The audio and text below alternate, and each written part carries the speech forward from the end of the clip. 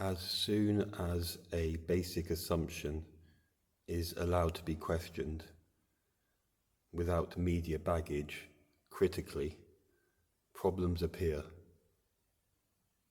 It is, in my opinion, not only unlikely that there has been no improvement beyond ore and sail through all time up to the late 1700s.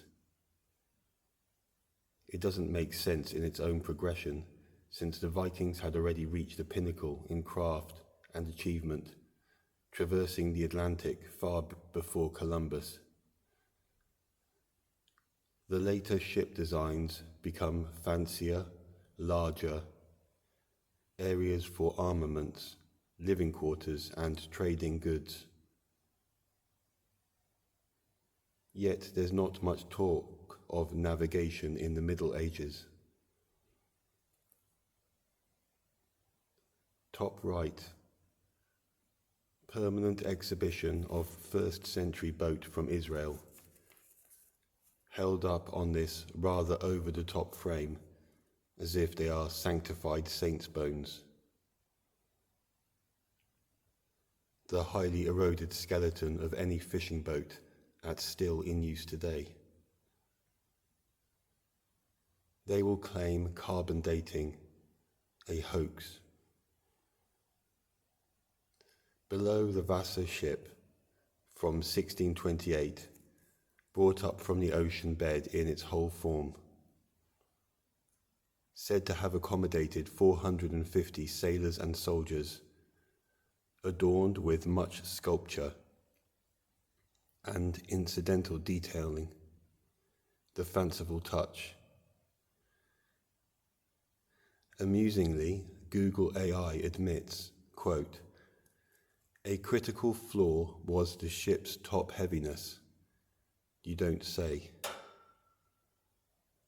It's perhaps not so strange that there has not been in the last 200 years a single journey made across the ocean in a ship like Vassar.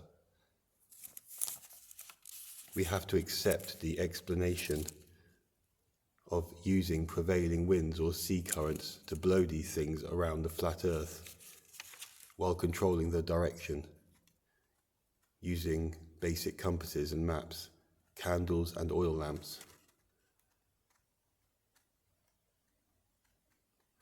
As if in answer to this, that well-known film scene with the clouds gathering, waves rising, a race for the crew to take down all those heavy sails. When you consider all the wood vessels active through these recent centuries, there should be loads of these left over, even if sunk. Instead, there are just one from World War I. Attention focused on the Titanic sister ship affair. Sometimes the governed minds will show a full-size replica of one of these ships in a harbour to look at, get on board, maybe slowly travel down a section of canal. Like Shakespeare's house turned museum, these set pieces only crop up when some type of reassurance is required, when real, tangible proof is lacking.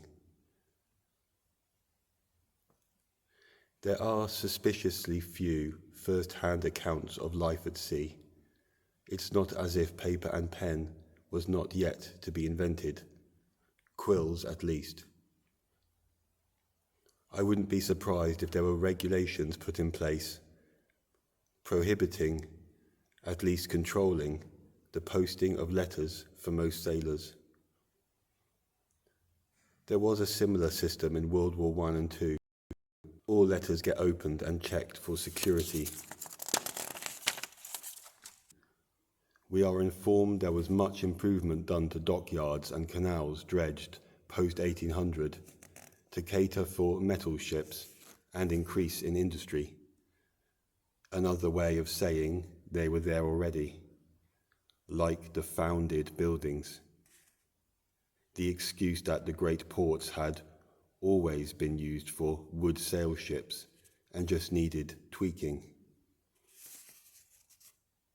It coincides with the theory that Britain stopped slavery in 1801, as if Parliament had decided it was morally reprehensible after all. Doubtless, slavery continued in the ways it still does.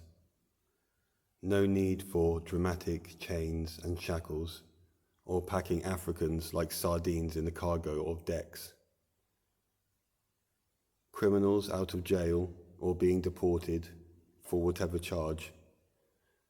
Impoverished people with nothing to lose, given a second chance in somewhere like Australia or the US, to work as indentured servants.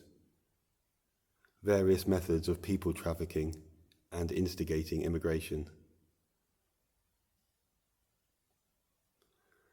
Left, the oldest part-wood sailing ship still in regular use, looking modern and streamlined, the Star of India, 1893. No net rigging or crow's nest.